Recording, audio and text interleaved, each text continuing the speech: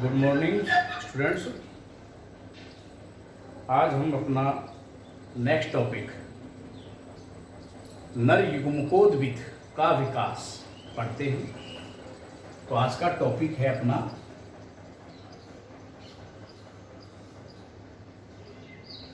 Development of male gametophyte, जिसे हम हिंदी में क्या कहते हैं, नर युग्मकोद्भिद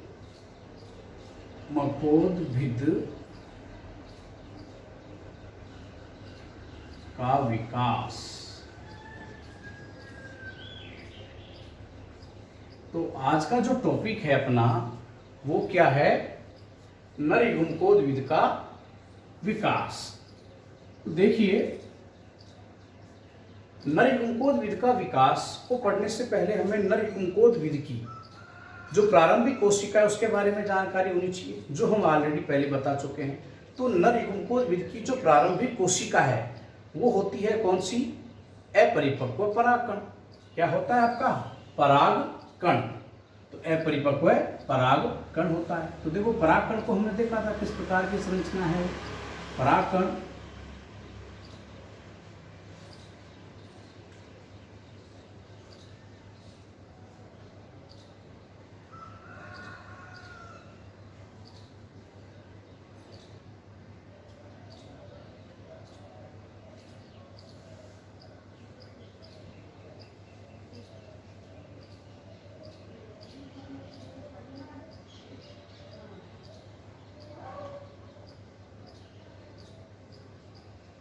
ये है आपका परागकण, जिसे हम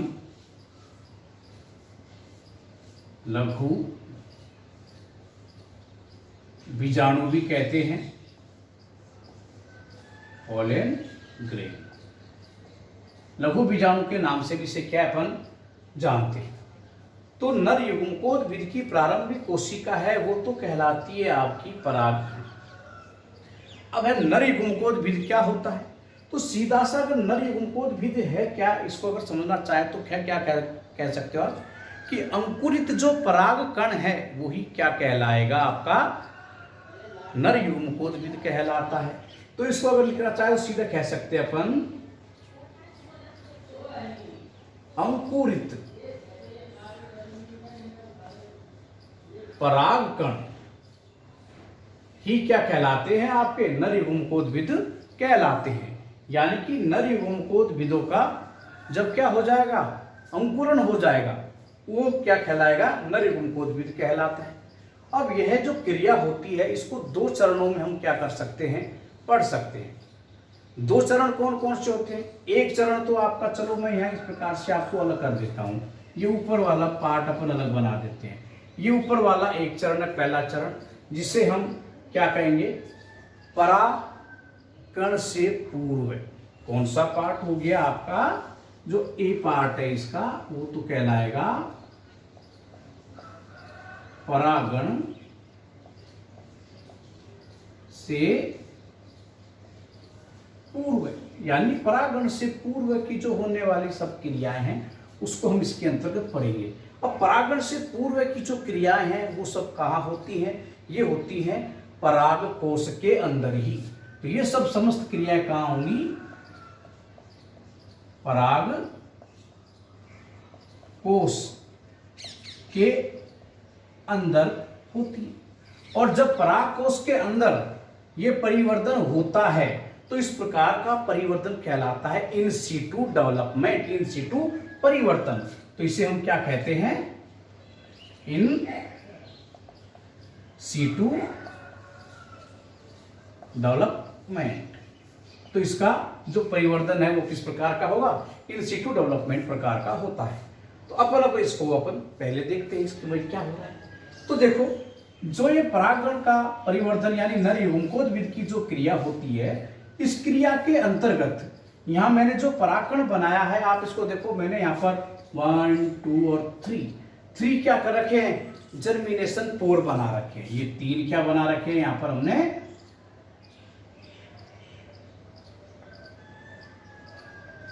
जर्मिनेशन पोर, जिन्हें हम क्या कहते हैं, जनन छिद्र। अब 1 2 3 है, तो ये 3 जो अवस्था हमने आपको पहले बताई, जिसके अंदर 3 क्या होते हैं, आपके जनन छिद्र पाए जाते हैं, तो वो क्या कहलाएगा, द्विबीजपत्री। तो ये किसका परागकण है, द्विबीजपत्री परागकण, है ना। तो हम जो यहां पढ़ क्या रहे हैं, द्विबीजपत्री परागकणों का ये नर युग्मकोद्भिद किसका पढ़ रहे हैं, द्विबीजपत्रियों का नर युग्मकोद्भिद यहां पर हम पढ़ रहे हैं। साथ में आप इसको देखो, ये जो परागकण हमने बनाया, इस परागकण के अंदर हमने क्या कर रखा है, बिल्कुल मध्य के अंदर एक संरचना बना रखी है, जिसे हम क्या कहते हैं, केंद्रक।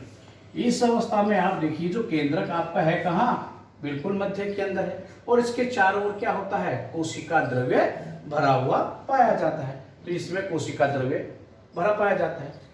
जब लघु आपका ये नर युग्मकोद्भिद का जो विकास होता है, ये पूरी प्रक्रिया के अंदर जो आपका केंद्रक है, प्रारंभ में जो ये केंद्रक आपका कैसा, ये अगुणित केंद्रक है इसका, और इस अगुणित केंद्रक के अंदर 2 बार क्या होता है, समसूत्री विभाजन होता है। तो इस पूरी प्रक्रिया के अंदर हम जो विभाजन होगा आपका कौन सा होगा, समसूत्री होगा, और कितनी बार होगा, 2 टाइम्स, 2 बार होगा, जो हम अभी डेवलपमेंट को जब समझाते चलेंगे आपको बताएंगे। तो सबसे पहला ही काम क्या होता है, जब इसके अंदर ये जो आपका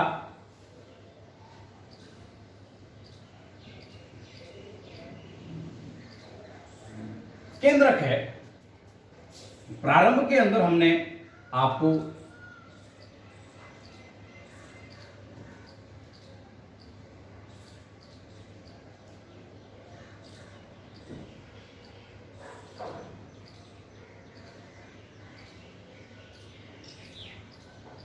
कहां बता रखा है, मध्य में बता रहा है। तो ये मध्य में न रहकर क्या होता है, प्रतिस्थापित हो जाता है नीचे की ओर, और जो ये केंद्रक था वो कहां आ गया, इस परिधि के पास में, यहाँ केंद्रक आपका आ जाता है। तो केंद्रक है वो क्या आ गया, परिधि के पास आ गया। क्यों आया, इसकी आने की वजह क्या है, कि इसके अंदर क्या हो जाता है, वोक्यूल्स बन जाती है। इस प्रकार से क्या है, रिक्तिकाओं का निर्माण हो जाता है। तो इसमें ये क्या बन गई, आपकी रिक्तिका। रिक्तिका वहन वाली क्रिया के द्वारा होता है, तो ये क्या है, आपकी रिक्तिका बन जाती है। इस रिक्तिका के कारण जब रिक्तिका बन जाएगी, तो आपका जो केंद्रक है ये कहां हो जाएगा, प्रतिस्थापित हो जाता है, किधर, परिधि की ओर। तो इस प्रकार से ये अवस्था आपको मिलती है। अब इसके बाद में होता है यहाँ पर प्रथम समसूत्री विभाजन। अब यहाँ क्या करेंगे, ये होगा आपका फर्स्ट समसूत्री विभाजन। अब इस केंद्रक के अंदर क्या हो रहा है, पहला समसूत्री विभाजन होता है। तो इस समसूत्री विभाजन में भी क्या होता है, जो आपका केंद्रक बनता है अनियमित प्रकार के बनते हैं, यानी कि एक छोटा केंद्रक बनता है और एक बड़ा केंद्रक बनता है। तो देखो किस प्रकार से बनते हैं ये।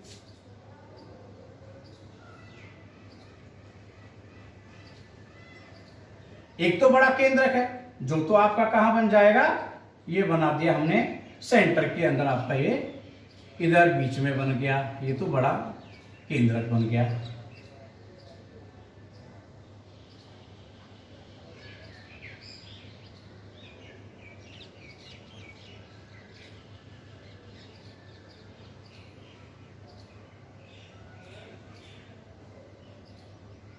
और दूसरा जो केंद्रक है वो क्या होगा, यही परिधि के पास में, बिल्कुल इस परिधि के साथ में यहाँ पर क्या होता है, अटैच होता हुआ ये पाया जाता है। और इस पूरे के अंदर क्या भरा होता है, कोशिका द्रव्य, पोषक पदार्थ आदि क्या होते हैं, भरे हुए पाए जाते हैं। तो ये 2 केंद्रक आपके पास हो गए। एक तो केंद्रक ये रहा आपका, जो कि आकार में क्या है, छोटा है, और जो दूसरा हमने बनाया है इसका आकार क्या है, इसकी तुलना में बड़ा है। तो छोटा जो केंद्रक है, इस केंद्रक को तो हम कहेंगे कायिक केंद्रक, है ना, वेजिटेटिव न्यूक्लियस, वेजिटेटिव न्यूक्लियस। दूसरा ये जो केंद्रक है ये कहलाता है आपका जनन केंद्रक। इसे क्या कहते हैं? जनन केंद्रक। इंग्लिश में कहलाता है ये जेनरेटिव न्यूक्लियस, है ना। तो ये हो गया जनन केंद्र। अब इसके अंदर होता है क्या? इसके बाद में होता है समसूत्री विभाजन से तो केवल केंद्र का विभाजन कर रहे हैं। दूसरी अवस्था होती है यहाँ पर केवल न्यूक्लियस का विभाजन हुआ है। दूसरा होता है कोशिका द्रव्य का विभाजन। तो अब देखते हैं कोशिका द्रव्य का विभाजन भी क्या होता है? अनियमित प्रकार का होता है। यहाँ क्या हो गया आपका? कोशिका द्रव्य विभाजन जो भी अनियमित प्रकार का होता है। इसमें तो केवल केंद्रक विभाजन हुआ है, यहाँ कोशिका द्रव्य विभाजन, जिससे दो अनियमित आकार की क्या बन जाती हैं? कोशिकाएं बन जाती हैं।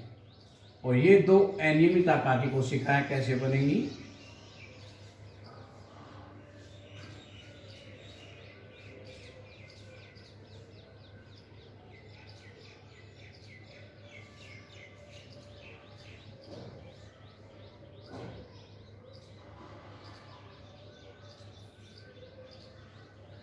ये आप जानते हो भित्तियों के बारे में हम पहले बता चुके हैं, मैंने बताया नहीं है।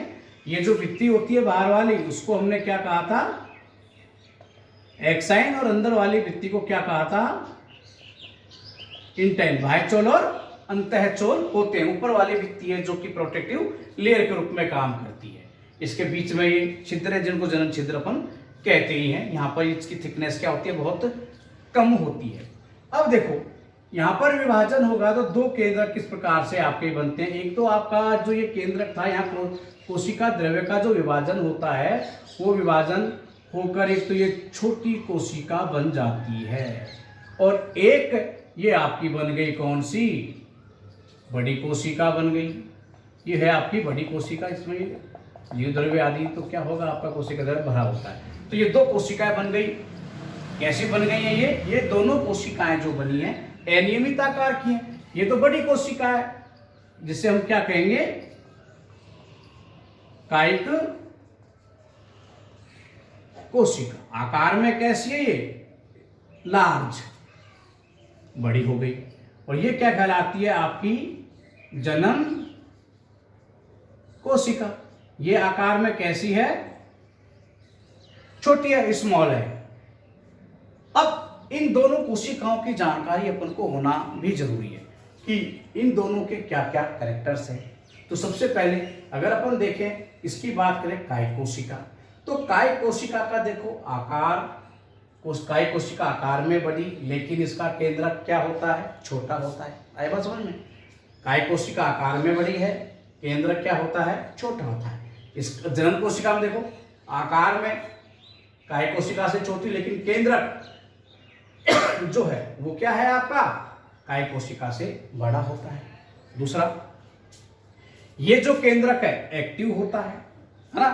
जनन कोशिका का केंद्रक है सक्रिय होता है, जबकि ये नॉन एक्टिव अवस्था में होता है, ये ज्यादा सक्रिय नहीं होता है। इस केंद्रक को हम क्या कह सकते हैं? ट्यूब न्यूक्लियस के नाम से भी जानते हैं। क्या कहता है? Tube nucleus. और ये सेल ट्यूब कोशिका के नाम से भी जानी जाती है। ये कहलाती है आपके जो जनन केंद्रक है, इसे हम किस नाम से भी जानते हैं? रिप्रोडक्टिव केंद्रक या गैमेट केंद्रक के नाम से भी जानते हैं। आगे चलकर ये युग्मकों का क्या करता है? निर्माण करता है। इसके अंदर क्या होते हैं? यहाँ पर पोषक तत्व आदि क्या होते हैं? मैसेंजर आरएनए आदि और पोषक तत्व इसके अंदर पाए जाते हैं, जबकि इसके अंदर ये नहीं पाए जाते हैं। ये कुछ विशेष क्या है आपके कैरेक्टर्स हैं जो आपको क्या है याद रखने पड़ेंगे। एक और सबसे बड़ी बात, ये जो परत आपकी बनती है ये किस चीज की बनी होती है? बहुत बार एग्जाम्स के अंदर ये क्वेश्चन आता है, आपके जो हाई लेवल की एग्जाम होती हैं एम्स आदि की, है ना, तो वहाँ ये किसकी बनी परत है? ये कैलोज की बनी हुई परत होती है। किसकी बनी हुई है? ये जो भित्ति बनी है किसकी बनी है? कैलोज की बनी होती है। और आगे चलकर ये इसको यहाँ से क्या करती है? सेपरेट करने में भी क्या करता है? ये मदद करेगा आपका। तो ये जो अब हमने देखा ये सारा का सारा विकास कहाँ हुआ? पराग कोश के अंदर हुआ है। और पराग कोश के अंतर्गत ये जब विभाजन होकर आपको क्या है? दो कोशिकीय अवस्था प्राप्त हो गई। कितनी कोशिकीय हो गई है? 2 कोशिकीय अवस्था प्राप्त हो गई। तो 60% जो एंजियोस्पर्म है आपके, कितने? 70% एंजियोस्पर्म, 70% एंजियोस्पर्म में इसी प्रकार का डेवलपमेंट देखा जाता है। यानी कि परागण की जो क्रिया होती है ना, वो कैसे, उसके अंदर क्या है? 2 कोशिकीय अवस्था के अंतर्गत ही होता है। तो हम उसी चीज को यहां पढ़ रहे हैं। 40% इस प्रकार के होते हैं जहां पर क्या होगा? 3 कोशिकीय अवस्था के अंदर पॉलिनेशन यानी कि परागण की क्रिया होती है। अब 3 कोशिकाएं कैसे बनती हैं वो हम अभी आगे आपको बताएंगे कि 3 कोशिका बनी कैसे। तो यहाँ पर 70% एंजियोस्पर्मों के अंदर इसी प्रकार का डेवलपमेंट क्या होता है? देखा जाता है। ये तो पहला हुआ आपका डेवलपमेंट जिसके अंदर परागण से पूर्व का हमने क्या है? पढ़ा है। अब बी पार्ट देखो, इसका बी पार्ट है आपका। इसमें क्या देखना है हमको? परागण के पूर्व के बाद में अब क्या होगा? परागण के पश्चात नर युग्मकोद्भिद का विकास। नर युग्मको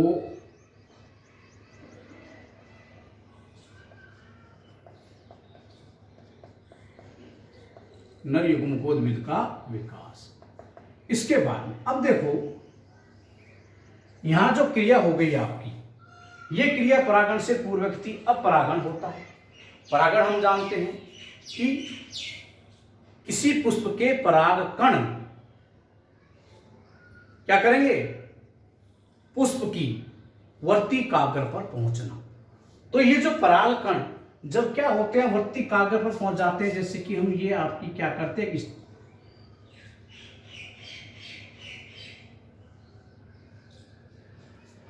हम जानते हैं ये वर्ती कागर होती है। यहां पर ये क्या होगा? ये परागकण आपके आ गए, यहां ये पहुंच जाते हैं। यहां पहुंचने पर क्या होगा? ये परागकण है। तो यहां पर जब ये पहुंच जाते हैं तो पहुंचने के बाद में क्या करते हैं? पोषक तत्व आदियों को ये ग्रहण करते हैं। जो वर्ती कागर पर होते हैं उन पोषक तत्वों को ग्रहण करने के बाद में, नमी एब्जॉर्ब करने के बाद में ये क्या करेंगे? फूलेंगे। फूलने के बाद में इसके अंदर कुछ डेवलपमेंट होते हैं। उन चीजों को हम यहाँ पर डिस्कस अब करते हैं कि क्या क्या होता है। तो सबसे पहले देखो, आपका जो कोशिका आपकी हमने बनाई थी,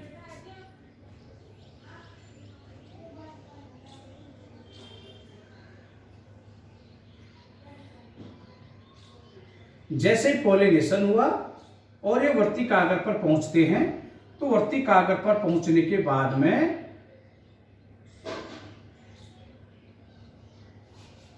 क्या होगा? जो आपका जनरेटिव सेल थी, यानी जनन कोशिका जो थी आपकी, ये जनन कोशिका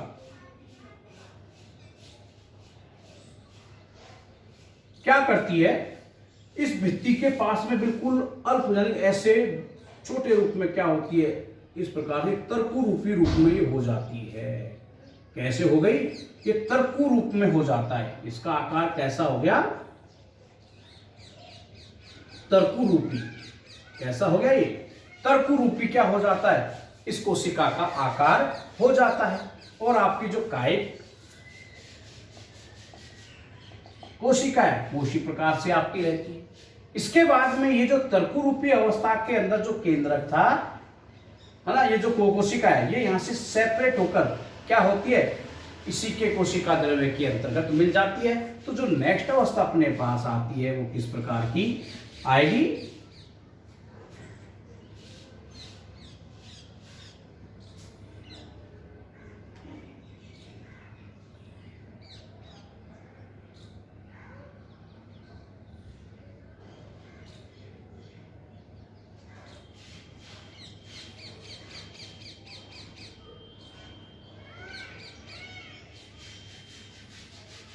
ये देखिए, ये केंद्रक भी इसके अंदर हो गया और आपका ये कोशिका तो ऑलरेडी है। तो ये कोशिका क्या हो गई आपकी? इस प्रकार से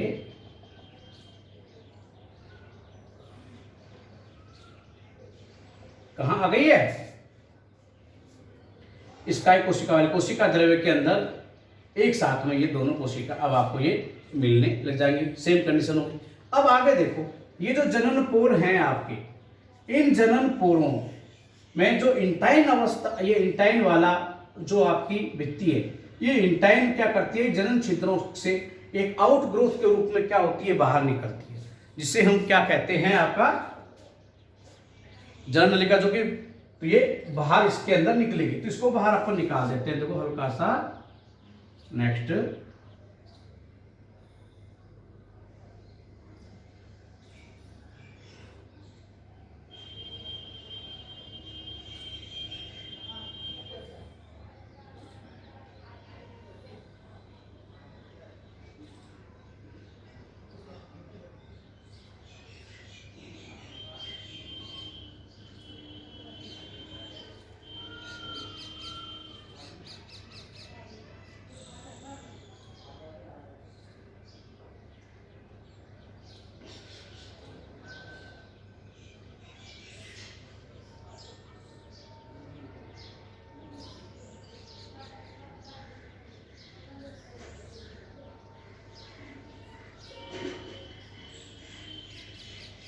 भाई तरकु रूपी है ना, तो हम इसको तरकु रूप में क्या कर लेते हैं, बना देते हैं।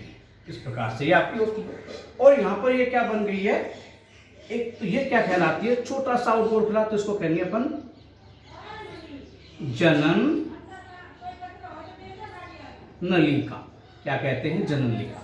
अब ये जनन नलिका है, आगे चलकर क्या करती है, वृद्धि करती है, और किसमें, पराग नलिका में ये परिवर्तित हो जाती है। तो इसको देखो आगे हम क्या करना है, इसको पराग नलिका के अंतर्गत जब बनाएंगे तो इसका अपन इस प्रकार से बना लेंगे।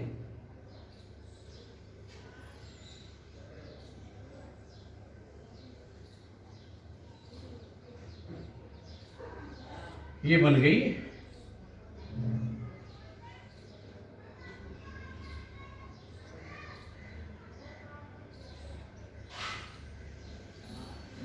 ये बन गई आपकी क्या, पराग नली। क्या बन गई है, पराग नली। अब ये जो पराग नली जब बन जाती है, तो पराग नली बनने के बाद में क्या देखते हैं, ये जो सेल है जिसे हमने क्या, ट्यूब सेल के नाम से भी इसको अपन जानते हैं। कौन सा, ट्यूब न्यूक्लियस भी आप इसको कह सकते हो, जो हमने बताया था। ये जिसके क्या होता है, पराग नलिका के बिल्कुल टॉप पे पहुंच जाता है। ये कहां पहुंच जाएगा, यहां पर। ये तो आपका क्या है, ट्यूब न्यूक्लियस। ये तो कहां है, टॉप पे पहुंच जाता है। दूसरा आपका जो ये जनन केंद्रक है, वो क्या है आपका, पहले ये ऊपर है, ये है आपका जनन जो केंद्रक है, वो आपका यहां रहेगा। अब इसके अंदर होता है देखो सेकंड, हमने बताया था पहले कि दो प्रकार के क्या होते हैं, समसूत्री विभाजन। अब होगा ये दूसरा, यहां पर क्या होगा, सेकंड समसूत्री विभाजन। अब ये सेकंड समसूत्री विभाजन हो रहा है।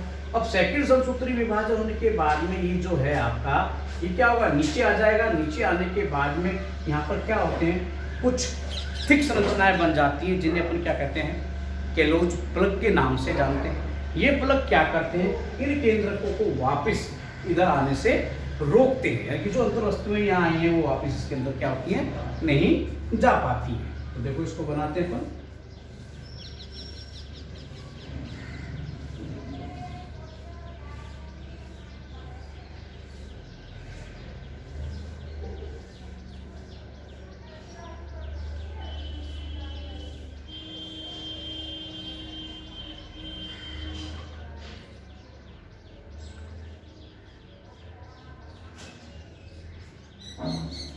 विभाजन होकर ये जो दो आ गए आपके, इन्हें तो कहेंगे अपन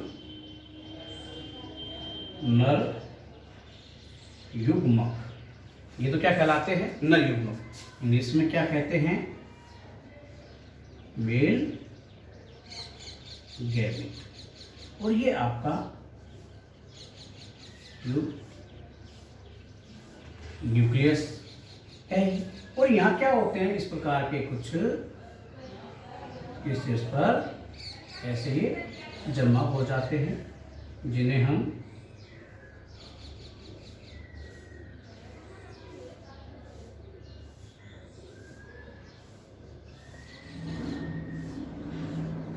कैलोज प्लग के नाम से क्या है जानते हैं। और